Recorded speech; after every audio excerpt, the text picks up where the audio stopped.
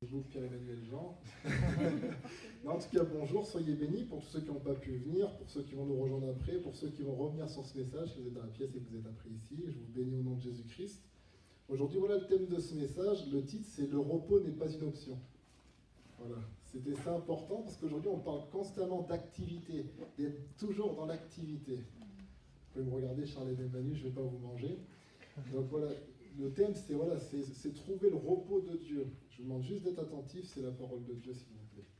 Il y a plusieurs fondements qui sont importants au niveau de la parole de Dieu, qui nous expliquent comment rentrer dans le repos. Je ne peux pas tous vous les donner, déjà parce que je ne les connais pas tous.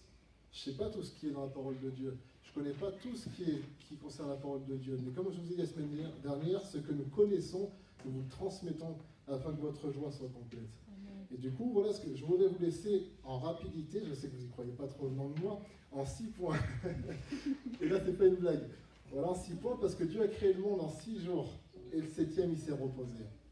Et bien, j'aimerais vous donner 6 points qui sont importants pour se reposer et que je sais qu'ils sont de Dieu aussi concernant ce groupe qui est représenté par vous tous. Mais regardez, il y a même les représentants du groupe de louanges, du réseau des femmes.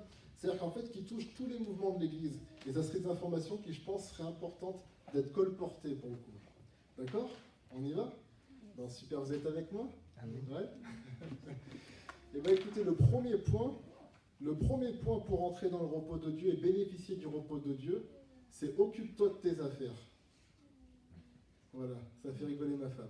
C'était au moins ça. Mais moi, je suis sincère quand je le dis. Le premier point, c'est occupe-toi de tes affaires. Et je n'irai pas te dire de le dire à ton voisin, mais tu pourrais quand même lui dire un de ces quatre, occupe-toi de tes affaires. C'est important de le dire. Ok? 1 Pierre chapitre 4, versets 15 et 16. Il est écrit que nul de vous, en effet, ne souffre comme meurtrier ou voleur ou malfaiteur.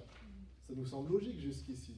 Regarde bien la suite de ce que la Bible met au même rang qu'être un meurtrier, un voleur, un malfaiteur, ou comme s'ingérant dans les affaires d'autrui.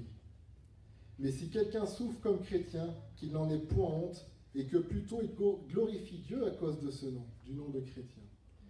Ce passage, il est stupéfiant, tu le lis comme ça, moi je l'ai lu, ça fait 11 ans que je lis la Bible, bah, tu le lis, tu passes, voilà, tu ne prêtes pas attention à quel niveau le Saint-Esprit qui a inspiré les Écritures, l'apôtre Pierre, qui était l'un des piliers de l'Église, met le fait de s'ingérer dans les affaires d'autrui.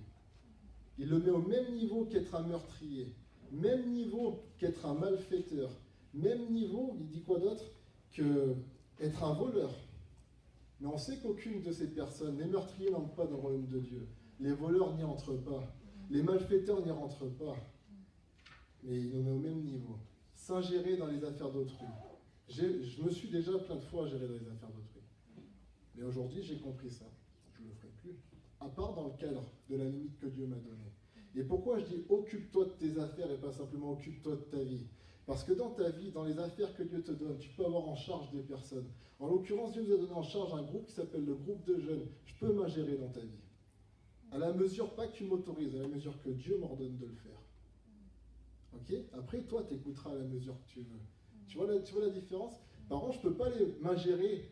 Là, je parle de Marie-Christine, c'est une amie. Moi, je ne suis pas dans le leadership avec Marie-Christine. Je ne peux pas m'ingérer dans sa vie. En dehors du fait, si elle me dit que tu peux me dépanner sur quelque chose. C'est pour ça que je te dis, occupe-toi de tes affaires. Daniel et Jonan, ils ont deux enfants. Jonan, tu ne vas pas me dire, bah, je m'occupe de mes affaires et mes filles, bah, elles se débrouillent. Non, la vie de ses filles dépend d'elle. En plus, là, une grande mesure parce qu'elles sont petites. Mais même elle peut s'ingérer dans la vie de son mari, ils le font bien. On suit jusqu'ici.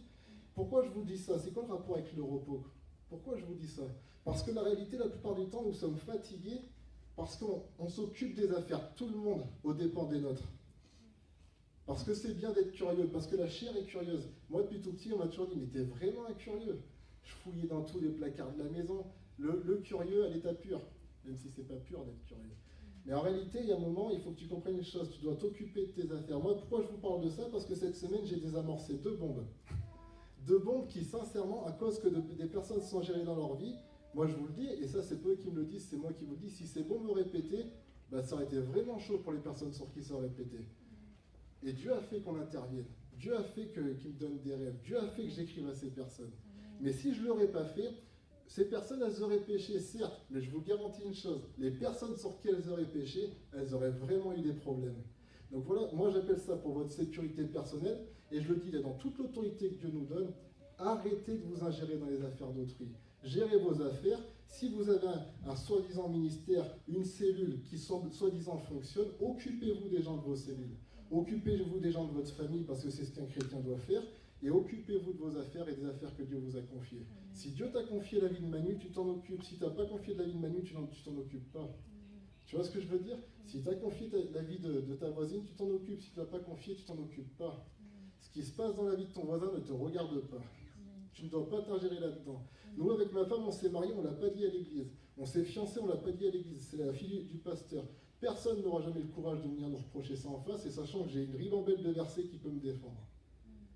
On dit ce qu'on veut à qui on veut le dire. Ok?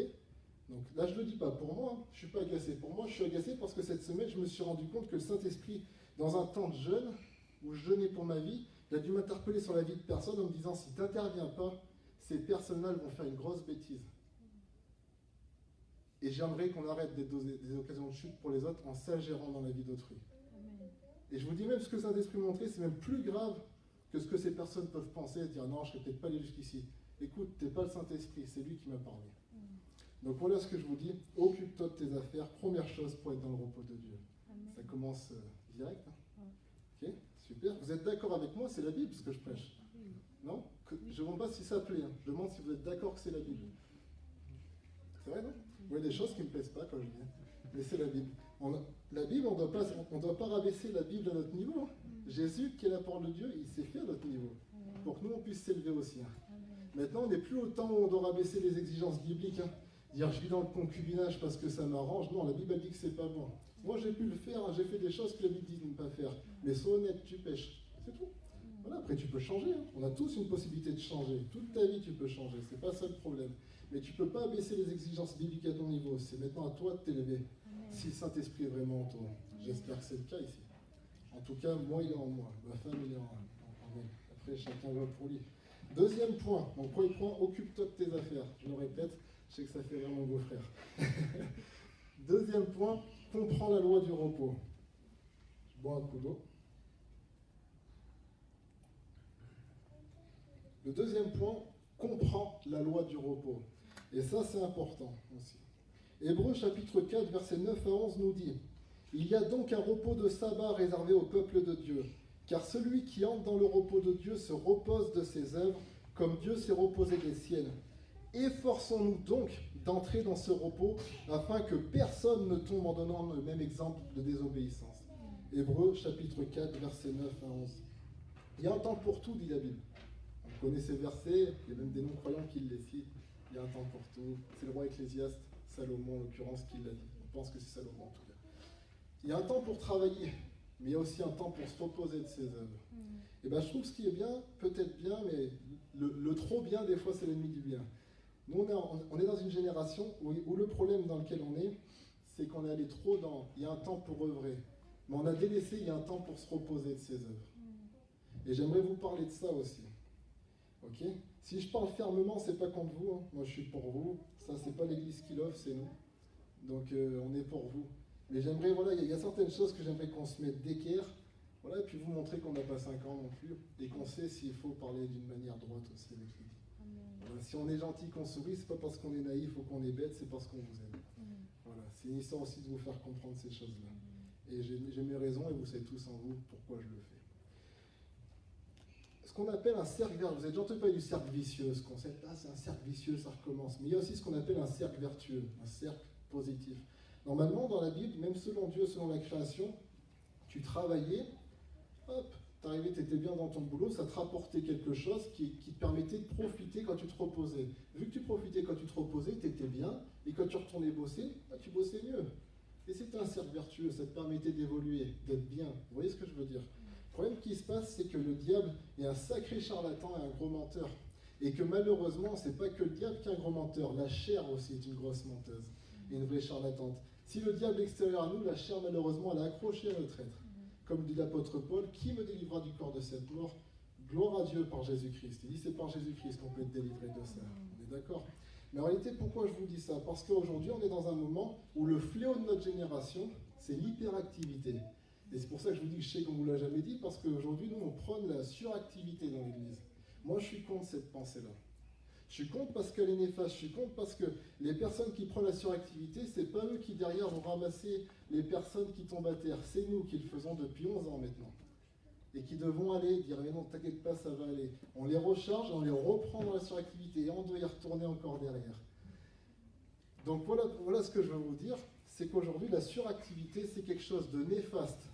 Dieu nous a créés, on est une âme vivante. Une âme, elle a un potentiel céleste. Une âme, c'est une partie de Dieu. Ok, vous me suivez jusqu'ici? Alors certains vont dire, voilà, on est des êtres spirituels, mais t'as vu, moi, si je mets un coup de poing dans un mur, je peux traverser le mur s'il est en papier. Mais s'il est en parpaing, bah je risque de m'écraser le poing, pour preuve que je ne suis pas qu'esprit.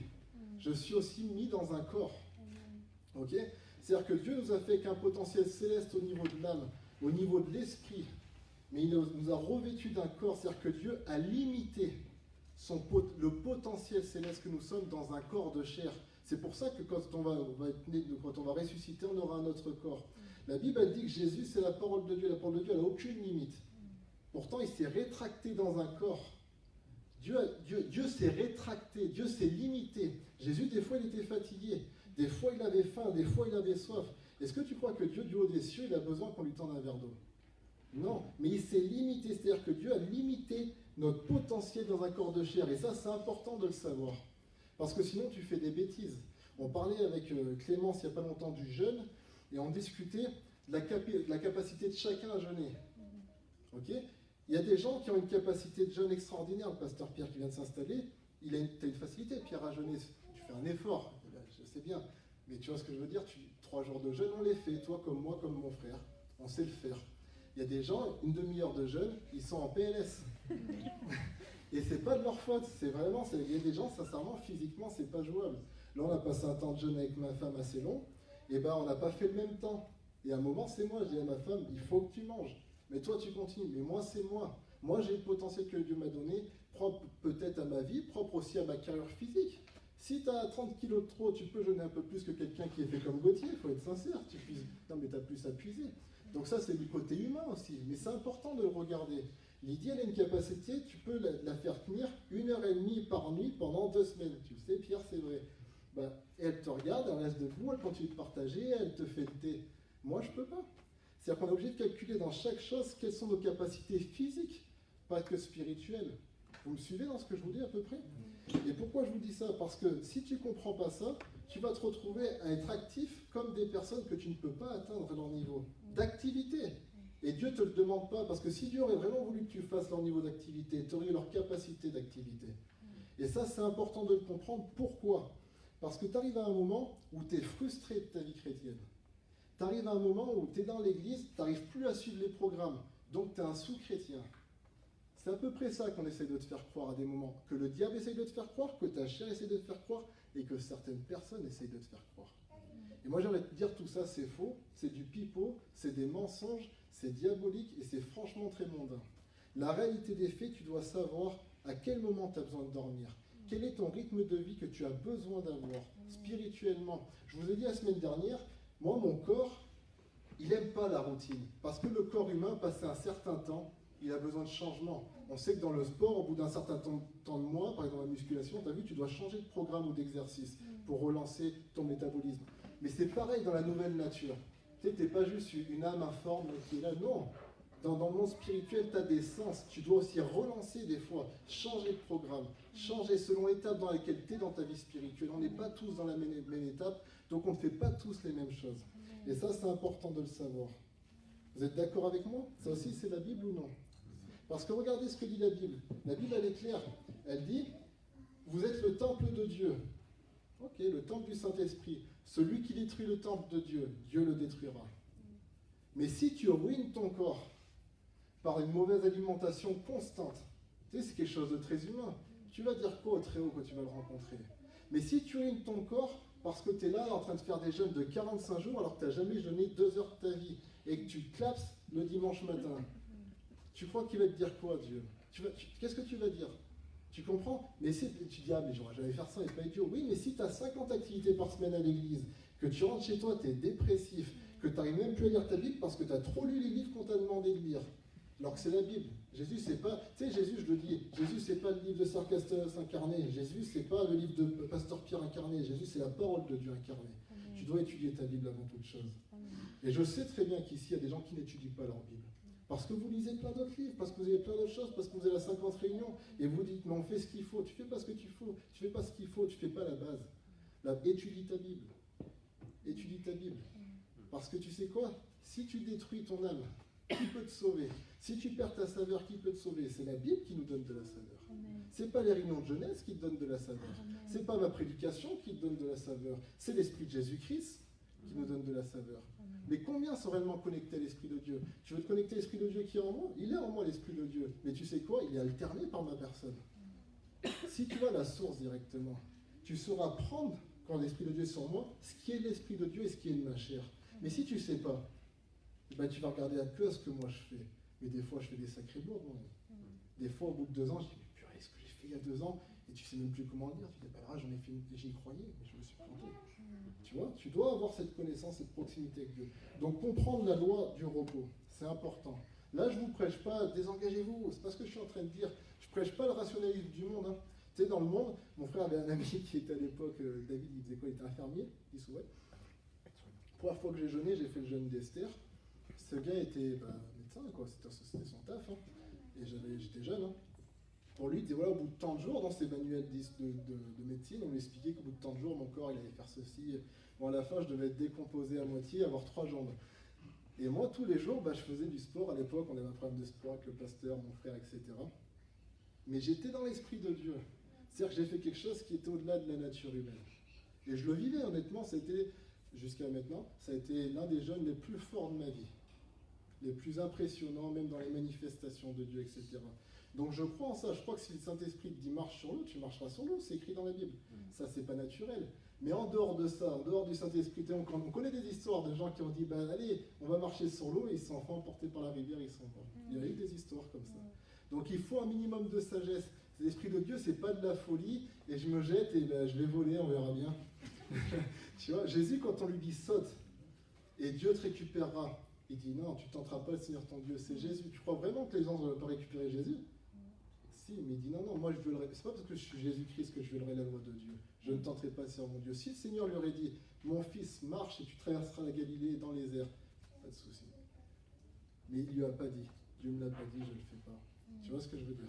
Donc voilà ce que je veux vous demander, c'est qu'au niveau de votre investissement, si vous êtes pas dans le domaine du miracle, s'il vous plaît, franchement, soyez rationnel. Voilà. Si tu rentres dans le domaine du miracle, j'ai rien à dire. Moi, je maîtrise pas ce domaine-là. Mais la rationalité, je suis peut-être jeune, mais t'inquiète pas, je maîtrise un petit peu. Donc, ce que je vous demande, c'est d'agir avec sagesse. Pourquoi? Pour nous faire du bien à nous? Non, pour vous préserver, vous. Parce que ça me fait de la peine de voir certains d'entre vous, que je ne citerai pas, il y en a beaucoup d'entre vous, m'écrire dans la semaine et me parler de leur fatigue. Et me dire, ça vient de quoi? C'est que tu as des embrouilles à l'école, c'est que tu as des trucs de boulot? Non, ça vient parce qu'à l'église, tu te sens sous pression. Je dis, Pasteur Pierre est là, je l'ai pris le micro, il vous dirait, les gars, ça va pas du tout. C'est pas du tout ce que je recherche. Je le connais personnellement, c'est pas du tout ce qu'il se recherche. Il recherche l'épanouissement de l'église. Donc ça vient pas de lui. Donc des fois, ça vient de lui. Ok? 3e point. Premier point, donc c'est occupe-toi de tes affaires. Sympa comme point. Pour rentrer dans le repos de Dieu, occupe-toi de tes affaires. 2e point, comprends la loi du repos. 3e point, centre-toi. La loi du laser. Centre-toi. 1 Corinthiens chapitre 12 verset 27 dit « Vous êtes le corps de Christ et vous êtes ses membres, chacun pour sa part. » Et j'insiste sur le « pour sa part ». Quelle est ta part? C'est une question qui est existentielle dans la Bible. Paul, il parle, nous n'allons pas au-delà des limites qui nous sont imposées. Mais tu te demandes avec n'importe qui de notre génération, alors quelle est la juridiction de ton ministère? Quoi? Ok, d'accord. Quelle est l'influence dans laquelle Dieu te permet d'aller? Jusqu'à quel niveau, jusqu'où Dieu te permet d'exercer, même spirituellement dans le domaine physique? Jusqu'où est-ce que tu as le droit? Est-ce que tu as le droit de m'imposer les mains? Pas pour me guérir, parce que ça on a tous le droit. Pour me déléguer de l'autorité? Non, tu n'es pas une autorité de l'Église. Le pasteur Pierre a le droit de le faire. Est-ce que, quelle est ta part? Jusqu'où s'étend ton autorité? Jusqu'où s'étend la permission divine d'agir dans ta vie? Mais ça aussi, c'est important de se poser ces questions-là. Parce qu'à la fin, on finit tous par croire qu'on a Iron Man. Ok? Et après, parce qu'on est là tous ensemble, alors moi je suis prophète, toi t'es apôtre. Mais parce qu'on est entre nous. Mais après, un jour, tu vas croiser des vrais prophètes, des vrais apôtres, des vrais serviteurs de Dieu comme M. Mardoché qui est là, ou le pasteur Pierre. Et je te dis, ils vont parler de l'unité avec toi et tu auras la pression. Tu vas dire, oulala, ils sont pas tous seuls. Oui, ils sont pas tous seuls, mais pour le coup, c'est quelqu'un de bien qui sont. Peut-être cette personne t'es pas avec lui encore. Peut-être ce niveau d'autorité, tu l'as pas reçu encore. Mais tu crois que tu l'as reçu parce que tu as cru que la vie chrétienne, c'était la PlayStation. Que tu te crées un personnage, tu l'habillais un peu, et que tu sortais, et que tu allais faire... Non, c'est la vie réelle. Donc c'est important de savoir quelle est ta part pour pouvoir t'y cantonner. C'est pas un message de remontrance, même si je prends ce ton-là, mais c'est aussi un message pour recadrer. La Bible a dit que la parole de Dieu elle est là aussi pour recadrer. Et je crois que cette jeunesse a vraiment besoin d'être recadrée. Pourquoi? Parce qu'il y a un potentiel. Mais si tu n'es pas cadré, ton potentiel, il se répand. Tu peux avoir la meilleure boisson. Hein. Jésus dit, je ne donne pas le vin nouveau. Parce que ça ne sert à rien, si je le donne, il va être perdu. Tu peux avoir tout le potentiel, mais si tu n'as pas un cadre, tu ne peux pas avoir la puissance de Dieu. Dieu est vraiment pour l'écologie. Hein. Dieu, c'est pas du tout comment on dit, pas le recyclage, comment on dit, faut pas faire du gaspillage, merci. Dieu n'est pas pour le gaspillage. C'est-à-dire que Dieu donne sa puissance dans une autre qui peut la contenir, la reverser d'une manière intelligente. Et pour ça, on a besoin d'être cadré, et c'est notre rôle, on le prend à cœur. Aujourd'hui, on nous parle plus de qualité, de quantité que de qualité. Mais à votre avis, est-ce que Dieu il a quelque chose à faire de la qualité? Moi, on me dit qu'aujourd'hui, on a plus de chrétiens de la quantité. On me dit qu'aujourd'hui, il y a plus de chrétiens que dans les premiers siècles. Mais force est de constater que les chrétiens du premier siècle retournaient plus le monde que les millions de chrétiens d'aujourd'hui. Question à se poser. Ils n'étaient peut-être pas en quantité, mais je te garantis que la qualité... Paul, à lui tout seul, il a évangélisé toute l'Asie. Même pour y aller en vacances, je pense que j'aurais du mal à toute ma vie à visiter toute l'Asie. Tu vois ce que je veux dire? Ils n'avaient pas Facebook, ils n'avaient pas tout ça. Mais ils étaient dans la qualité. Pourquoi? Parce qu'ils étaient centrés. À un moment, c'est dit, il a été décidé que j'irai vers les non-juifs et que Pierre irait vers les juifs.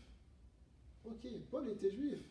Je crois que Paul, son but ultime, il voulait le salut de sa nation. Mais Dieu lui a dit non, tu leur parleras aussi, à l'occasion papier chiffon, quand tu passeras, mais tu iras prêcher aux non-juifs. Il s'est concentré sur sa mission. Mais pour ça, il faut connaître ta mission. Pour ça, il faut connaître ton cadre. Pour ça, il faut connaître ce que tu dois faire. Et pour ça, il faut le chercher. Je ne peux pas le connaître pour toi. Ça dit qu'un nom nouveau sera donné à chacun, que seul celui à qui il est donné peut le connaître. Ton identité en Christ, il y a des choses globales qui sont globales à chacun d'entre nous. Mais ton identité précise, particulière, c'est entre toi et Jésus-Christ qu'il faut aller la chercher.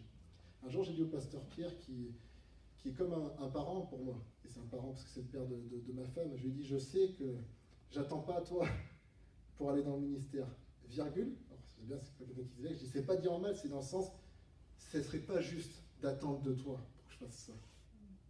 Parce que toi, tu dois accomplir ta mission. Tu peux pas tout savoir ce qui me concerne moi. Tu peux m'aider, dire tiens, je te donne. Et tu vois ce que je veux dire? Mon identité, elle n'est pas cachée pasteur Pierre à Mosa. Elle est cachée en Christ dans les lieux célestes. Amen. Et c'est à toi de te bouger d'aller la chercher. Amen. Comme il est dit à Jean, monte ici et je te montrerai. Mais qui est monté au ciel? Ici. Qui va se poser là, dans sa montagne de prière pour monter au ciel et aller arracher les choses? Non, nous on s'assoit, on s'occupe des affaires d'autrui, on ne se centre pas, et pour ceux qui se centrent, on dit qu'ils sont hautains et orgueilleux. Un bon entendeur. Vous connaissez, je ne sais pas si vous avez... non, je ne sais pas comment ça se passe ailleurs. Nous, en tout cas, quand on était gamins avec mon frère, on était dans un petit village, et il y avait des journées multisports. Tu as connu ça à l'époque? C'est peut-être plus notre génération.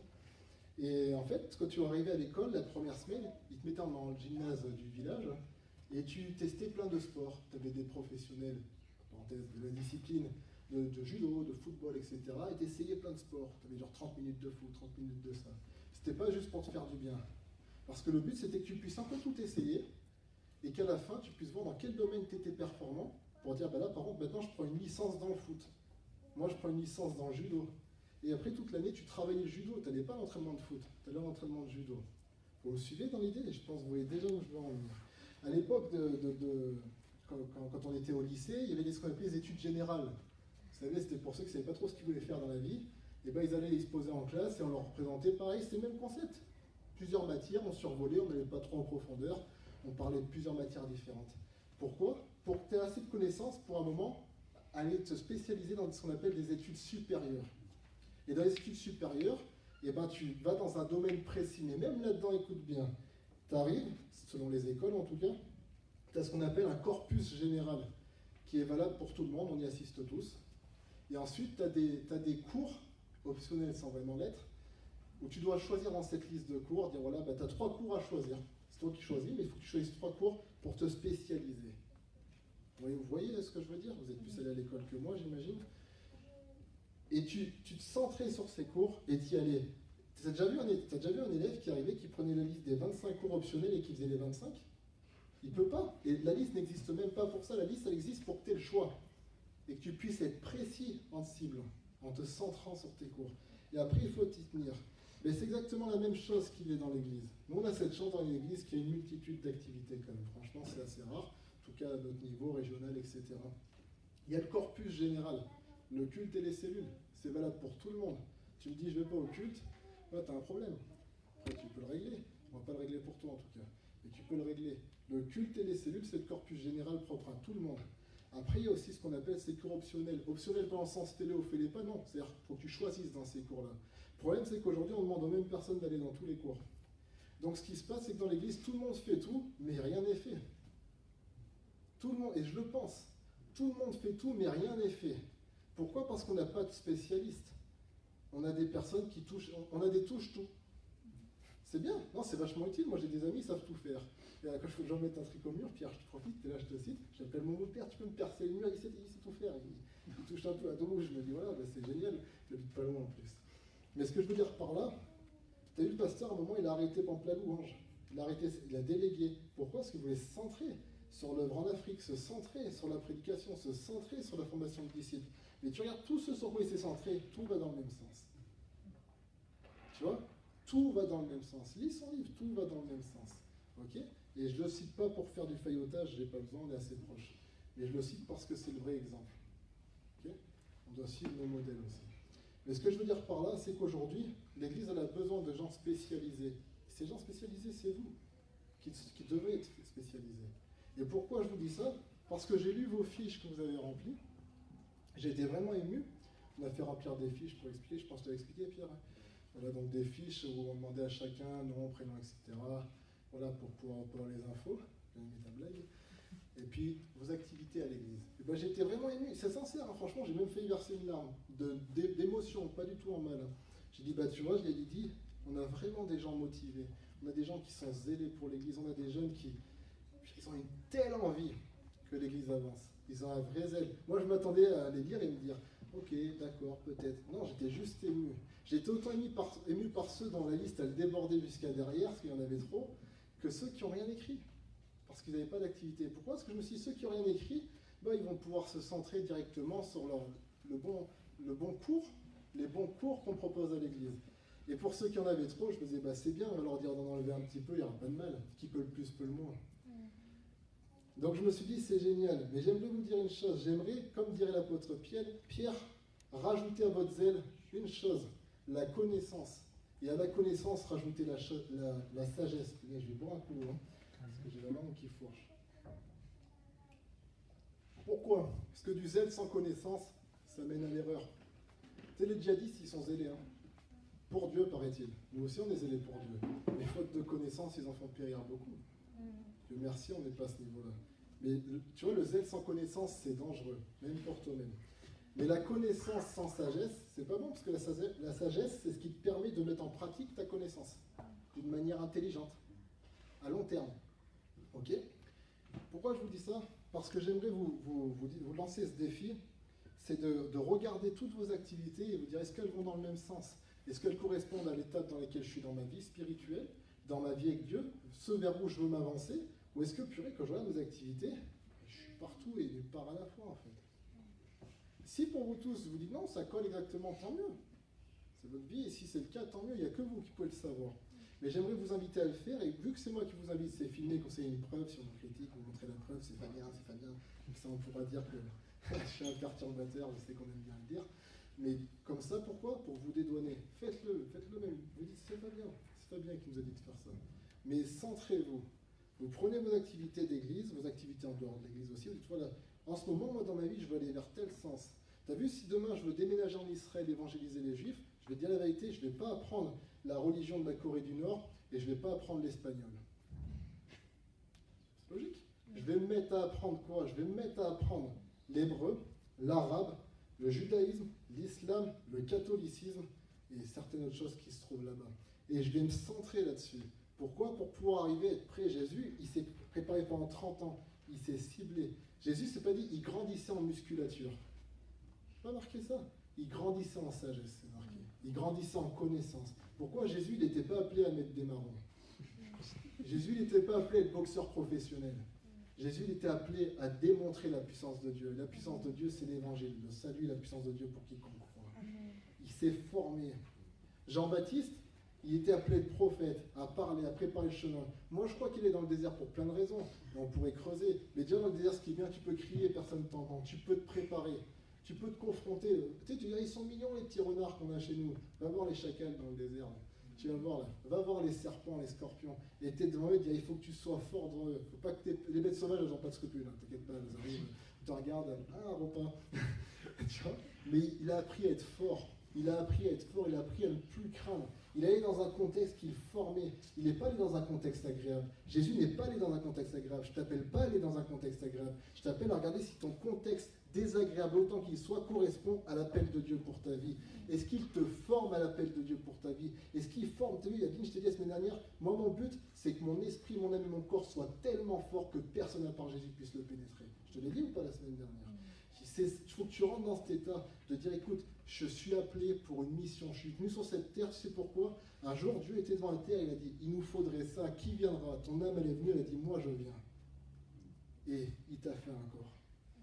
Il faut que tu retrouves cette mission-là, et que tu viennes l'accomplir sur cette terre. Mais pour ça, il faut que tu te bouges, mon ami. Et c'est pas moi qui vais le faire pour toi.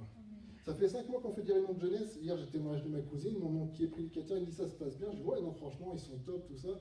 Il dit, alors comment tu sens, ça évolue bien? Je dis, bah, je sais pas trop pour eux. Je dis, nous, en tout cas, ça évolue bien. Je sais pas pour vous, j'espère. C'est parce que je veux dire, à la fin, celui qui se donne, il gagne. Il en tire toujours quelque chose. Mais je vous demande, voilà, de vous centrer. D'accord? Dans Hébreux 12:1, il est dit, quant à nous, nous sommes entourés de cette grande foule de témoins. Débarrassons-nous donc de tout ce qui alourdit notre marche, en particulier du péché qui s'accroche si facilement à nous, et courons résolument la course qui nous est proposée. Le péché veut dire littéralement rater le but. Mais nous, quand on lit ce verset, on retient ce qui est aussi le péché, l'action qu'on connaît, et on se dit, voilà, il faut que je m'écarte du péché. Mais tu as vu, ce qui met avant le péché là-dedans, ce qui alourdit ta course. Parce que le péché, arrivé à un certain moment, tu captes qu'il faut que tu fasses gaffe. C'est évident. C'est gros comme le monde, tu dis, oh là, je fais gaffe. Mais tous ces petits fardeaux là, que tu te rajoutes ou qu'on te rajoute, que tu fais pas trop gaffe, tu vois, genre, c'est rien. C'est ça qui alourdit ta course et qui finalement t'amène à louper le but. Ce qui est un péché aussi.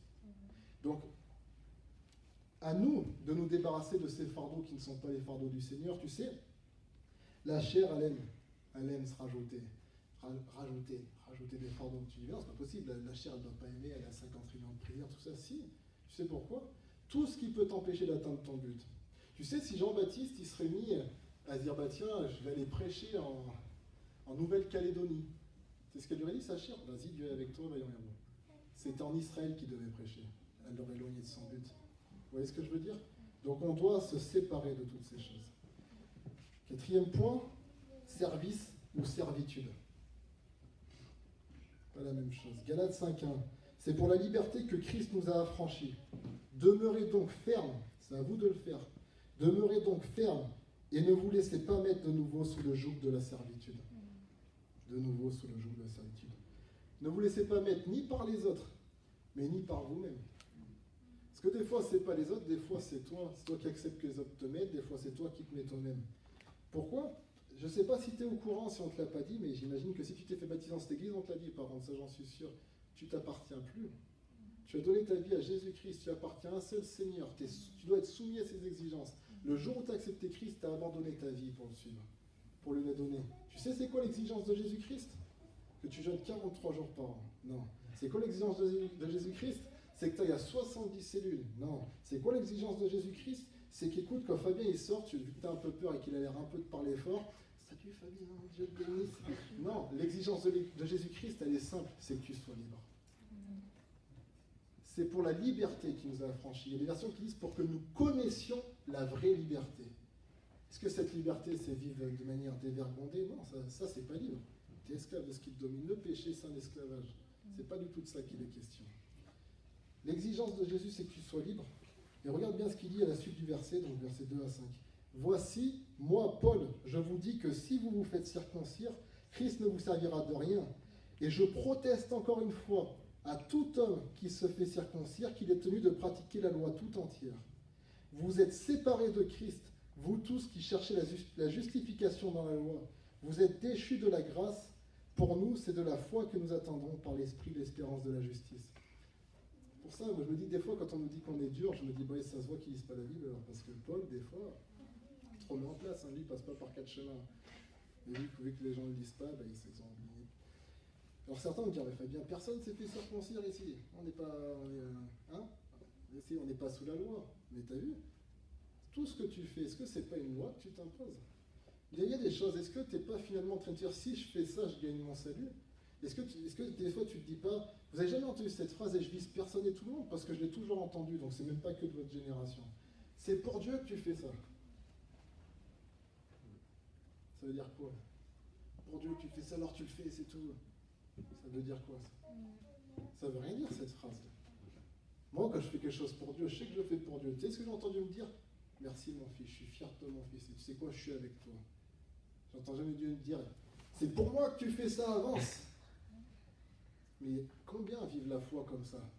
Ils disent non, bah, ok, c'est Dieu. Combien, moi j'aime bien écouter les gens prier, combien sont faibles dans leur prière? Combien sont... T'as l'impression que Dieu va les bouffer. Ou qu'au mieux il est gentil parce que je parle pas fort. Ou à l'inverse, t'en as qui se mettent à crier sur Dieu, ceux-là je les comprends encore moins. Seigneur! Calme-toi, il est Dieu quand même, tu vois, détends-toi. Et moi j'aurais jamais crié sur mon père, et je te garantis que je l'aurais fait, j'aurais vite compris la suite.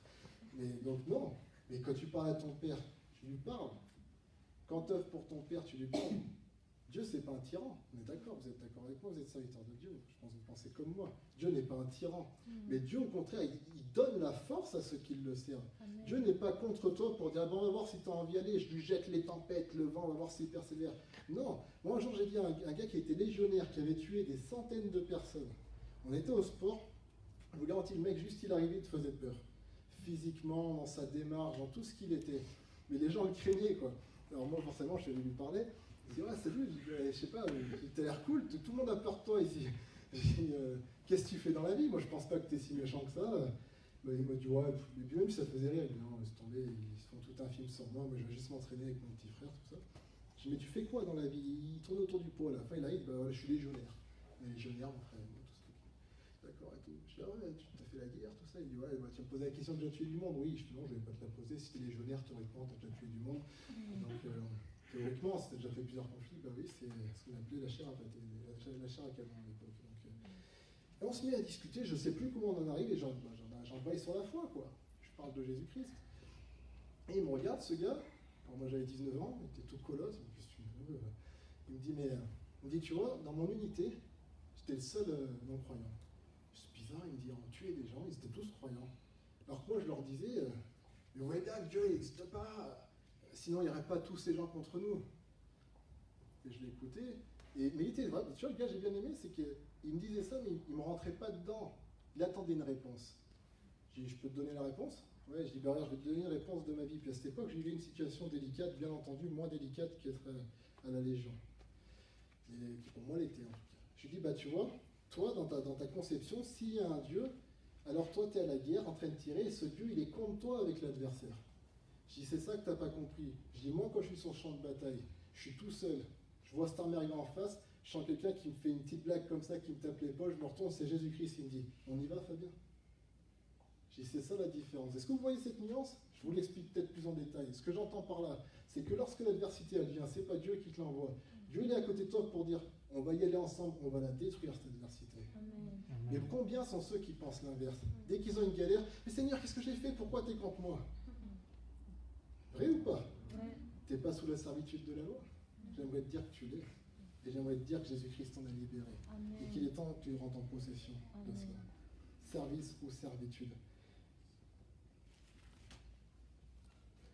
5e point, il reste 2 points, quittez-vous pas. Cesse de craindre la fatigue. Appréhende-la. C'est une phrase? On peut dire que c'est le nom d'apprendre. Dans Ecclésiaste, chapitre 7, verset 14, la première partie, au jour du bonheur, sois heureux, et au jour du malheur, réfléchis. Okay. C'est la première partie. Pourquoi je te dis ça?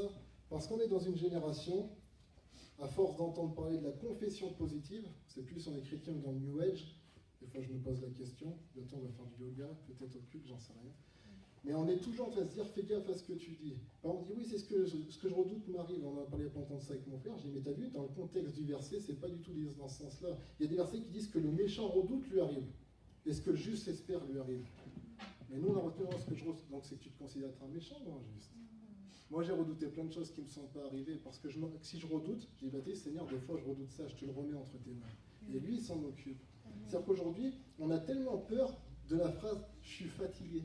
Tu vois, on a parlé la dernière fois, on rigolait sur ça. J'ai dit, t'as vu, aujourd'hui, t'as pas le droit de dire que t'es fatigué. Sinon, c'était quoi? T'es un hérétique de la foi. C'est-à-dire que si tu dis je suis fatigué, c'est que tu manques de foi en Jésus-Christ. Ben, c'est bizarre, Jésus, il a dit j'ai soif sur la croix. C'est qu'il manquait de foi? Non, par contre, il manquait d'eau. Non, c'est vrai. Ben, j'aimerais vous montrer des exemples qui vont balayer les ténèbres de Satan et qui vont honorer Jésus-Christ.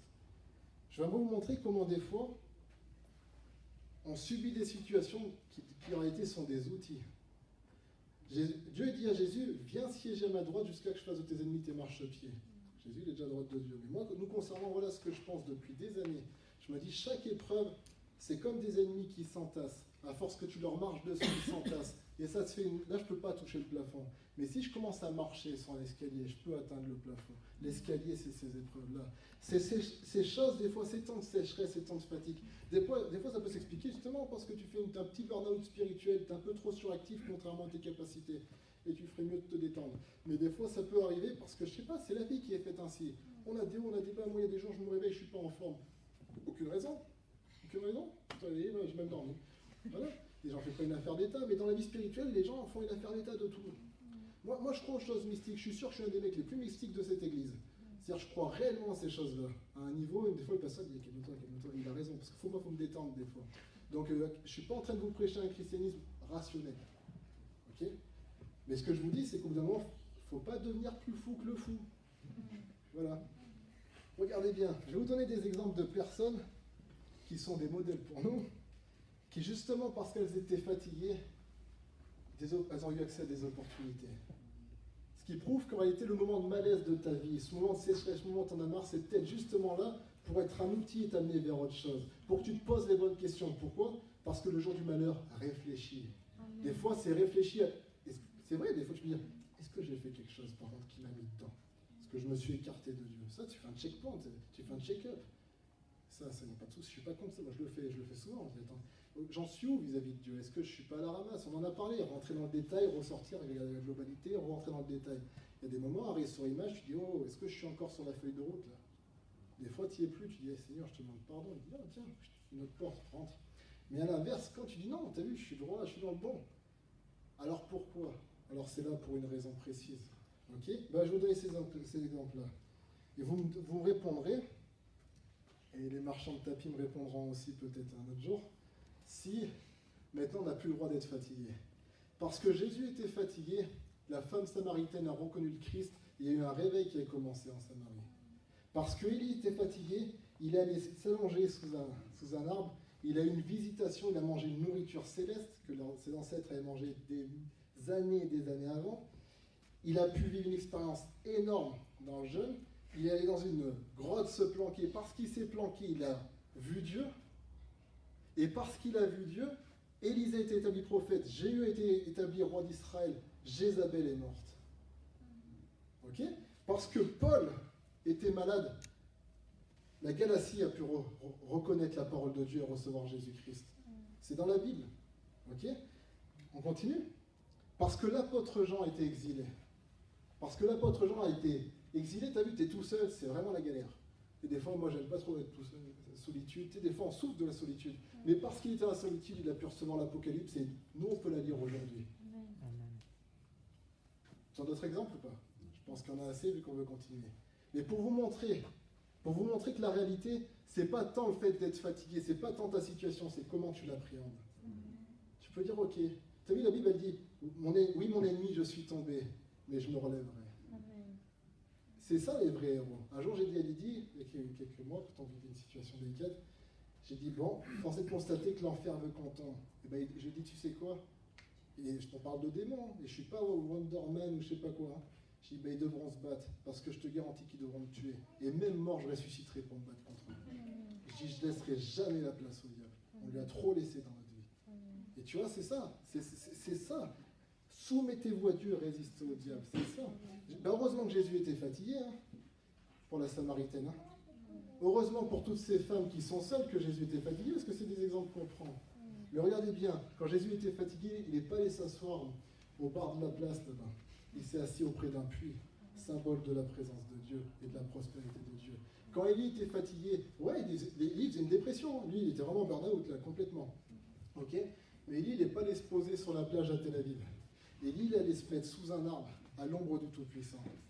Quand Moïse, il était dans certaines situations, il allait dans une grotte. Il allait voir le feu de Dieu.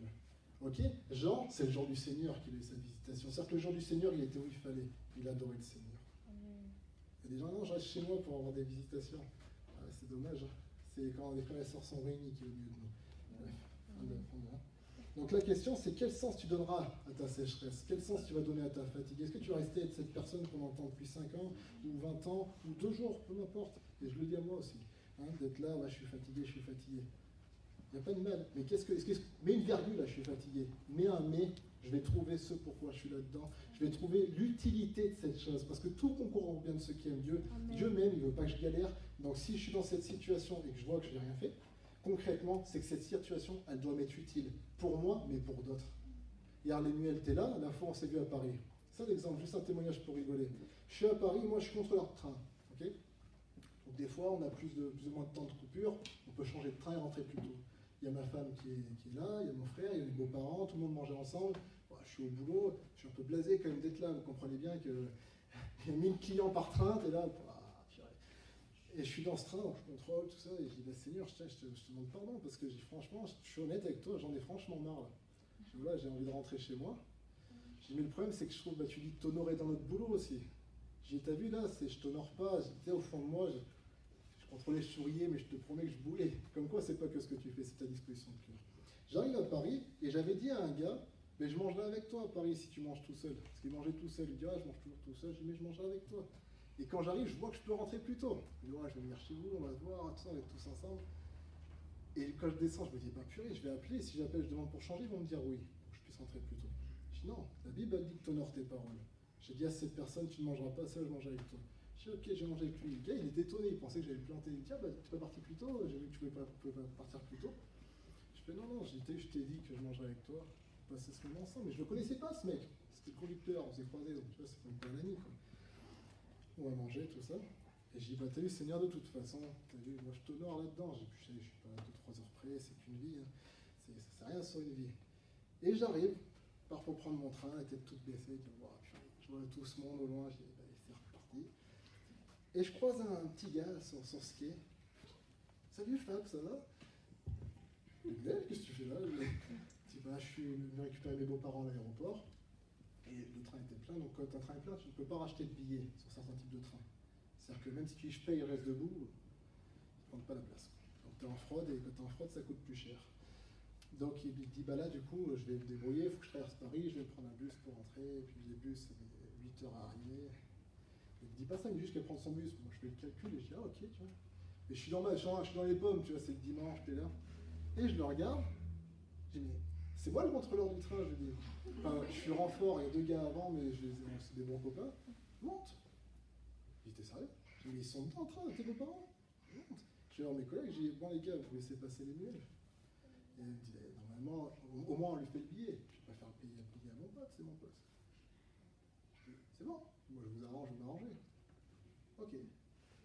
T'as pas payé le billet? Ils m'ont dit, c'est ce qu'ils m'ont dit, c'est pas des croyants, ils m'ont dit, bah, j'espère que lui il prie Dieu, hein, parce que tu l'as bien arrangé. J'ai dit, ouais, t'inquiète pas, il prie Dieu. Mais tu vois, ce jour-là, fatigué, mais j'étais utile pour quelqu'un. Amen. Donc réfléchis et cherche, ok? Cesse de craindre la fatigue, apprendre-la. Dernier point, hein, et après je vais finir, on mange. Dieu et divertissement ne sont pas opposés. Dans chaque point, j'ébranle un peu nos concepts, hein. C'est bien. Hein. Bah, la des mensonges du diable, c'est nous faire croire quoi? Tu as vu, quand tu es dans le moment de tranquillité et légèreté, tu pêches. Et c'est bien de se faire ça. Il est pas bête, hein, quand même. Hein. Il y a de l'intelligence. Pourquoi? Parce que du coup, tu veux plaire à Dieu, tu es toujours actif. Hein, je veux plaire à Dieu. Un jour, tu fais un burn-out. Et tu dis, bah, Dieu m'a abandonné. Donc tu dis, bah, tu commences à dire, je vais juste pas aller à telle réunion, je vais me reposer. Je suis cassé. Et moi, on m'en veut pas de pas aller d'être là quand je suis au boulot à Paris. Et le jour où j'ai la grippe, on m'en veut pas. Même si j'ai jamais la grippe au nom de Jésus. Tu vois? Mais par contre, juste si un jour tu dis, bah, là, je suis vraiment dans le rouge, je veux juste dormir. Tu sais, tu rigoles le jour que le pasteur il t'a dit, mais ça va, t'as une vie. T'en as rigolé, ça vachement touché. Là, je me dis, écoute, quand t'es à ce niveau-là, bah, t'es juste chez toi. T'as rien fait de malin. Mais tu sais ce qui se passe, tu te dis, bah, j'ai déjà péché. Donc tu sais ce que tu fais, si tu as une tendance comme moi auparavant ou comme nous auparavant. Allô les gars, bon bah vous savez quoi, on n'a qu'à sortir. Parce que tu dis je suis foutu pour foutu. Vous connaissez cette expression? Je suis désolé, c'est un peu grossier, mais j'ai pas l'expression en langage normal. Et bah tu te mets dedans, alors qu'à la base tu n'avais pas péché. Mais manque de connaissance, t'es mort. On est d'accord? Ben regardez, pourtant c'est faux. Exode 24, chapitre 9, verset 11. Moïse monta avec Aaron, Nadab et Abihu et 70 anciens d'Israël sur une montagne, sur le Sinaï, la montagne de l'Alliance. Ils virent le Dieu d'Israël, ça valait le coup de monter, hein. Sous ses pieds, c'était comme un ouvrage de saphir transparent, comme le ciel lui-même dans sa pureté. Il n'étendit point sa main sur l'élite des enfants d'Israël. Ils virent Dieu. Ils ont fait quoi? Ils ont dû faire vraiment. Moi, je pense qu'ils ont dû faire une réunion de jeûne, prière, célébration, non? Hein? À votre avis, tu aurais fait ça? Ils virent Dieu. Et ils mangeaient rigueur. Ils se sont détendus. Tu sais, quand tu grimpes une montagne assez grande, le mont Sinaï, je te garantis, c'est excellent. Bah, des fois, tu es fatigué. Et c'est pas pour autant que tu n'as pas monté. Fais une pause. Mange un bout. Réjouis-toi. Réjouis-toi d'être en train de monter la montagne de Dieu. La montagne de ta vie. Non, il y en a, tu sais ce qu'ils font, bah, foutu pour foutu, je redescends, je vais mettre une cuite et puis on en parle plus. C'est vrai ou pas? C'est vrai. Alors que c'est faux. Pourquoi? Dieu t'en veut. Non, au contraire, assis-toi, tu verras sûrement Dieu dans ce moment de détente. Tu sais, l'autre jour, je te dis, moi c'est bizarre, il y a des moments, tout le monde est là, il faut aller prier, moi je reste chez moi, je mange des haricots, je regarde un film, le lendemain, je suis d'une performance dans la prière, parce que, voilà, j'en avais marre, j'avais besoin de me reposer, mais par contre, voilà, c'est pas, je me repose pas pendant 6 mois. Je prends une soirée, non mais tu vois ce que je veux dire, c'est pas une occasion de chute qu'on prêche, hein. C'est voilà, je prends un temps pour moi, pour me recentrer. Fabien, tu t'es recentré, t'as jeûné, Non, j'ai mangé des Smarties. Mais tu culpabilises, tu dis je suis pas trop spirituel, tu vois, même si je donne plus que toi, mais tu te dis ok, non, j'ai juste mangé des Smarties et j'ai regardé NCIS. Par contre, le lendemain, j'ai mangé 2 livres, j'ai prié, j'ai imposé les mains à des gens, parce que j'étais plein de force. Et je savais que Dieu, quand je t'ai posé, il me disait allez, repose-toi, gamin. Moi, je suis de la village, moi, m'appelais gamin, parce que j'étais le petit frère de mon frère, donc j'étais le petit gamin qui les collait. Et j'aimais bien ces gars, les copains de mon frère, qui disaient ah, comment il va, gamin, même quand j'étais grand. Comment il va, gamin? Ils avaient ce côté, tu vois, ce côté affectueux? Comment tu vas, gamin? Ça va, les gars, je suis grand maintenant. Mais en réalité, c'est tout le temps, vas-y, reste là. Je vais payer avec vous. Pas bien, tu payes pas, c'est bon. Tu vois, ils avaient ce côté. Mais Dieu, Jésus, c'est ton grand frère. T'inquiète pas, t'es vraiment fatigué. Reste là, pose-toi. Même à l'époque du roi David, les gens fatigués restaient au camp. Ils avaient quand même droit à leur part. C'est marqué, c'est une loi en Israël. Et regardez Exode 32, 1 à 7. Juste un peu plus loin, hein. La même scène, un peu bizarre, mais c'est un peu différent quand même, là. Ils n'ont pas mangé devant Dieu, là. Le peuple, voyant que Moïse tardait à descendre de la montagne, s'assembla autour de Aaron et lui dit « Allons, fais-nous un Dieu qui marche devant nous, car ce Moïse est bien méprisant, cet homme qui nous a fait sortir d'Égypte, nous savons ce qu'il est devenu. » Vous ne saviez pas? Il est sur la montagne avec Dieu, vous le savez. Non, mais c'est quand même de dire, je ne sais pas ce que fait Dieu, je vais voir ailleurs. Aaron leur dit « Ôtez les anneaux d'or qui sont aux oreilles de vos femmes, de vos fils et de vos filles. Apportez-les-moi. » Et tous ôtèrent les anneaux d'or qui étaient à leurs oreilles, et ils apportèrent à Aaron. Il les reçut de leurs mains, jeta l'or dans un moule, et fit un veau en fonte. Ils dirent « Israël, voici ton Dieu, qui t'a fait sortir du pays d'Égypte. » Lorsqu'Aaron vit cela, il bâtit un autel devant lui, et s'écria « Demain, il y aura une fête en l'honneur de l'Éternel. » Le lendemain, ils se levèrent de bon matin, et ils offrirent des holocaustes et des sacrifices d'action de grâce. Le peuple s'assit pour manger et pour boire, puis ils se levèrent pour se divertir. On sait que dans le Nouveau Testament, ils disent qu'en fait, ils se sont débauchés. L'Éternel dit à Moïse, va, descends, car ton peuple que tu as fait sortir d'Égypte s'est corrompu. Pourtant, ils ont fait la même chose. Ils ont mangé et bu. Mais tu vois, c'est pas parce que tu as le langage chrétien, ça se trouve, tu dis, ah, c'est pour l'éternel, mais c'est une idole que tu sers. Il y en a, ils ont mangé sur la montagne, c'est des symboles. Hein. Il y en a, ils ont mangé dans la plaine. Moi, ce que je te dis, c'est que les jours où tu es fatigué, je veux finir là-dessus, c'est pour ça qu'on a de quoi grignoter un petit bout.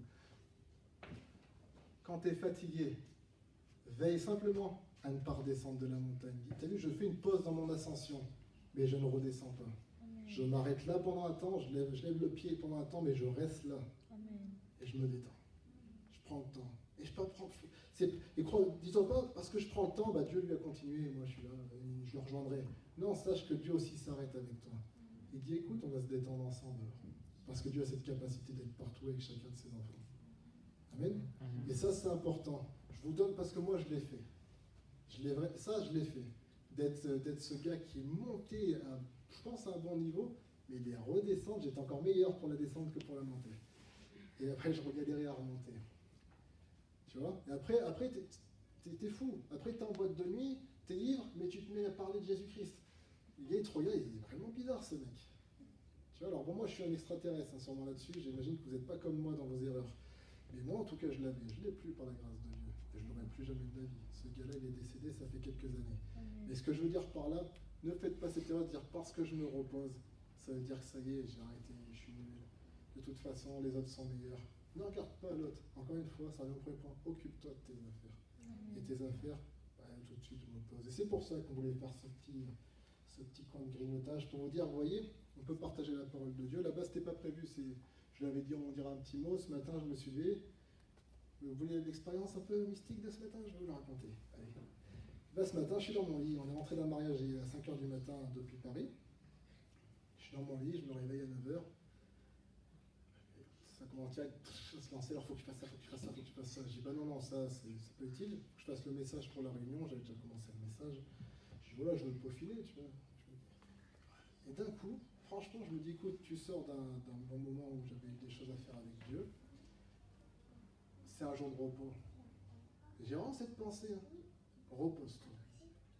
Je dis, mais j'aurai jamais le temps. Tu auras le temps. J'ai pas entendu le Saint-Esprit me dire, je me le suis vraiment dit. Si Dieu est avec toi, tu auras le temps. Parce que Dieu sait pourquoi là, par contre, tu te restaures. Pourquoi ce matin précis tu te reposes. Et le sens de ce temps de repos. Je me suis levé bien plus tard, ça va venir. Et puis je suis sorti. Et quand j'ai ouvert les yeux, je dis, mais alors le message, c'était quoi déjà mes notes? Et j'ai eu ces 6 points qui sont venus. Mais ils sont venus, c'est-à-dire que j'ai juste noté, ils sont venus comme je vous l'ai cité, avec les versets, avec tout. J'ai dit à Lydie, Lydie, assis-toi, je vais te lire le message. Là, franchement, c'est du lourd, je lui dis. Je dis, assis-toi, et ça, on va le garder pour nous, on va le relire ensemble, et on va développer ça dans notre vie. Parce que c'est ça la parole de Dieu. Et je dis, tu vois, c'est ça aussi, ce repas. Vous voyez, on peut manger devant Dieu, à l'église ou chez vous. Tu peux aller au cinéma avec Dieu. Mais quand tu me dis, je suis tous les jours au cinéma et il y a la réunion, je te dis, non, t'as perdu quelque chose, mon gars, c'est pas bon. Mais il ne faut pas être un extrémiste, ok? Là, c'est fini. Je vous redis juste les noms des points. Premier point, donc le repos n'est pas une option. Premier point, occupe-toi de tes affaires. Ne sois pas dans l'ingérence auprès d'autrui, s'il te plaît. Ça m'évitera aussi d'arrêter certaines bombes. Deuxièmement, comprends la loi du repos. C'est important de comprendre tes capacités, pouvoir cibler et te reposer derrière. Troisième point, centre-toi. C'est voilà, fais le point maintenant sur tout ce que tu fais à l'église et à l'extérieur et fais en sorte que ça coïncide avec tout. Si tu dois arrêter tes activités, arrête-en. Si tu dois en rajouter, rajoute-en. Quatrième point, service ou servitude. Ne sois pas dans la servitude, sois dans la liberté, sers dans la liberté. J'aimerais dire une récompense pour toute action dans le ciel. C'est marqué que chacun recevra selon ce qu'il a fait. Mais il y a aussi la liberté de le faire ou de ne pas faire. C'est pas parce qu'il y a une récompense que tu es obligé de le faire. Okay? Donc tu es libre. Voilà. Si tu veux servir Dieu, tu fais bien, mais fais-le bien.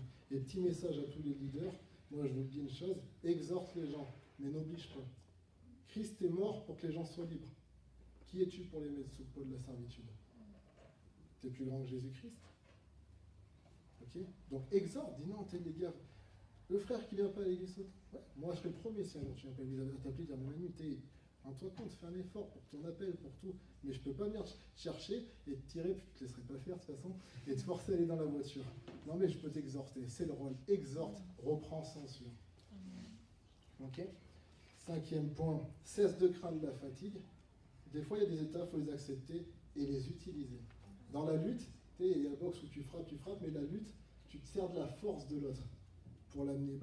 Quand tu te retrouves dans une situation compliqué, des fois tu dis, mais tu sais, si je frappe, je ne vais pas réussir à le vaincre. Et ben je vais me servir de la force de cette épreuve pour la mettre à terre et moi m'élever. Okay, dans plusieurs sports de combat bien à la mode, on se sert de ça. Sur ça, 6e point, Dieu et le divertissement ne sont pas opposés. Veille simplement à rester sur la montagne, parce que si tu vas en bas, c'est une idole. Même tu peux l'appeler l'Éternel ou Dieu, ça sera une idole. C'est pas Dieu que tu adores. Ok, fin du message. On va pouvoir manger. Je ne sais pas, Pierre, si tu veux rajouter quelque chose avec le pasteur Mardoché. Vous pouvez nous faire l'honneur de prier, s'il vous plaît. Ouais. Un homme de Dieu de Côte d'Ivoire. Un homme de Dieu de Côte d'Ivoire, un apôtre, qui est avec notre pasteur. Merci. On peut applaudir Dieu pour le message. Merci pour la parole. Donc, bonjour à tous. Et c'est un banquet, vu d'ici là, c'est encore mieux. Et on est content d'être là ce soir. Donc c'est un ami qui est là ce soir avec moi, qui s'appelle le pasteur Mardoché. Donc il vient de Côte d'Ivoire. On s'est connus pour la première fois à Bamako en 2015, puisqu'on était sur la même conférence. On était avec le pasteur Osakwe, qui nous connaît chacun d'un côté. Et donc on s'est retrouvés là-bas, on a sympathisé. Et puis comme j'ai eu l'occasion d'aller en Côte d'Ivoire, donc j'étais vraiment très bien reçu par le pasteur aussi, et on a pu travailler ensemble aussi. Et donc voilà, donc on est rapprochés au travers de l'œuvre de Dieu, et c'est pas le hasard non plus. Donc du coup il était en France et c'était l'occasion de se voir. Donc il sera avec nous demain au culte aussi, et c'est lui qui va prêcher aussi à ma réunion de leader lundi soir aussi. Donc on va profiter de son passage aussi. Donc voilà, il a une longue expérience de la vie chrétienne et du ministère aussi, en particulier dans son pays, dans des contextes aussi spéciaux, dans les villages, dans l'évangélisation. Donc il y a toute une richesse quoi, de l'expérience avec Christ. Et donc c'est un privilège aussi d'être en bonne compagnie. Amen. Donc voilà, donc, je te laisse faire la prière. Et dire un petit mot, pour si tu veux dire un petit mot sans toi. Ouais, je voudrais acclamer le Seigneur pour le frère. En tout cas, je ne voulais pas que l'enseignement finisse. Tu as dit des choses vraiment très, très, très profondes. Hein. Que Dieu bénisse ton ministère. Et puis je croyais voir le pasteur Pierre-Emmanuel. Ouais, c'est la reproduction du pasteur Pierre-Emmanuel. J'avoue, je disais, l'église du pasteur Pierre-Emmanuel, le pasteur vous a placé à un niveau vraiment très élevé, bien que vous soyez très jeune. Et je suis très content vraiment, et j'apprécie votre jeunesse. Qu'elle soit au service du Seigneur, comme vous avez déjà choisi. Et Dieu fera de grandes choses avec vous. Amen. Moi aussi, j'ai accepté le Seigneur dans mon adolescence. Donc, peut-être que demain, s'il y a une petite partie, je pourrais partager mon témoignage de conversion. Amen. Amen. Voilà, on va donc prier le Seigneur. On se souvienne de tous les points qu'il a développés par le Saint-Esprit. C'est vraiment, vraiment très riche. Seigneur, nous te bénissons pour cette jeunesse. On pouvait exhorter Timothée que personne ne méprise ta jeunesse. Merci d'avoir valorisé cette jeunesse. Oui, tu lui as donné un sens. Et je prie que cette jeunesse puisse impacter les autres, Seigneur, de leur génération. Nous te bénissons pour tous les points que ton Fils a développés. Seigneur, je ne saurais les rappeler point par point, mais je prie, parce que nous voulons nous approprier de ces différents points et dans la liberté, Seigneur, de servir et impacter notre génération. Bénis, Seigneur, chaque vie ici présente. Donne-leur, Seigneur, dans l'unité d'agir comme une armée, Seigneur, pour ta cause. Tu les as déjà préparés à cela et tu glorifies donc ton nom au travers de leur vie. Merci, Seigneur, au nom de Jésus-Christ. Amen. Amen. Amen. Vous savez, il y a un petit témoignage que j'ai partagé au pasteur. Quand le frère a dit quel sens nous donnons à notre situation. Eh bien, avant-hier, je crois, à Paris, en banlieue parisienne, je voulais aller demander le prix du ticket pour venir à Clermont-Ferrand, en aller-retour. Ticket de train. Oui. Et puis, quand je suis allé, il y a eu un petit ego J'ai dit, mais à mon âge, là, je vais me renseigner parce que j'étais un peu perdu. Je voyais toutes ces choses, il n'y avait pas de... La dame qui renseigne là n'était pas là à cause de certaines choses qu'ils sont en train de faire au niveau des routes là. Donc c'était fermé, donc elle est partie. Et j'ai dit, mais il faut approcher les gens pour dire voilà comment ça marche ici. Et puis, avant de sortir de la maison, j'ai dit, Seigneur, même moi, de très bonnes personnes devant moi, qui puissent vraiment me renseigner, je suis un peu perdu. Quoi. Et puis je t'ai arrêté, puis je vois un monsieur juste à côté qui vient se mettre à côté de moi. Il dit, est-ce que vous pouvez me renseigner? Il dit oui. Je dis, mais je veux aller à la bibliothèque François Mitterrand, à la station, et prendre le ticket du train, mais je ne sais pas dans quel sens, bon, je suis un peu perdu. Il a dit, mais il n'y a pas de problème, je vais vous accompagner. Et on est monté dans le train, il m'accompagne, on va juste dans la salle où on renseigne, et puis j'ai décliné l'itinéraire, tout cela. Et puis la dame, elle a dit, ça faisait, je crois, 157 €. Et puis il sort sa carte monétique, et puis il a payé les tickets, et il me les donne. Il dit, moi je réside en Belgique, mais je travaille en France, donc le week-end, je vais voir ma famille. Rentrez bien chaud.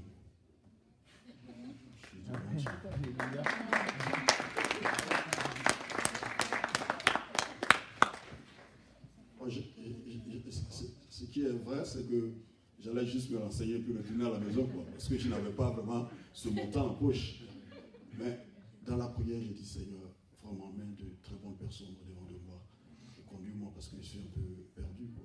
Voilà. Mais quel sens j'ai voulu donner à ma situation? Je lui ai dit, à mon âge, puis ici c'est quand même la France. Tu ne vas pas aller dire à quelqu'un, ah pardon, Non, la chair a voulu dire, ah non, il faut être sérieux. Hein. Donc j'essayais de lire un peu, mais j'étais un peu perdu. Alors j'ai bravé cette situation, j'ai donné un autre sens à la situation, et le bien m'a été payé, et je suis devant une belle église. Que Dieu vous bénisse. Amen.